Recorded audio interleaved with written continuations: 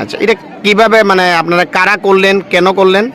এটা আমরা আগে থেকেই পরম্পরাগত, এখন মোটামুটি 110 বছর চলে এই পূজা। আমরা গঙ্গা পূজা এখানে আমরা পিতৃপুরুষ হইতেই এটা আমরা গঙ্গা বছরে একবার আমরা পূজা হিসেবে এই চৈত্র মাসে মঙ্গল এবং শনিবার দিন ধার্য করে আমরা দশমী এবং অমাবস্যা এই তিথি বাদে আমরা এই পূজা পরম্পরাগতভাবে করি।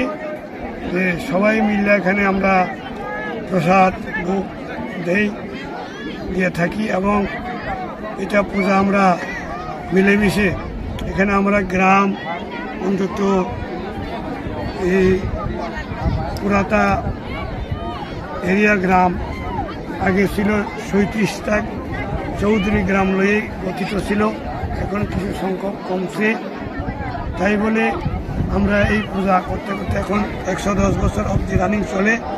এটা আমরা পরম্পরাগত, এখান থেকে আমরা অনেক কিছু আমাদের প্রার্থনা, বন্দনা, আরাধনা এইভাবেই আমরা ভক্তবৃন্দ এবং আমরা সহকর্মী সবাইকে নিয়ে এখানে আমরা বিধিবিধান মোতাবেক আমরা ঐতিহ্যবাহী পূজা করে 110 বছর অতিবাহিত হয়ে গেছে। কল্যাণপুর ময়ালের অন্তর্গত এখন কয়টা গ্রাম অংশ নেয় এই পূজাতে? এই পূজা এখন 29টা লইয়ে গঠিত।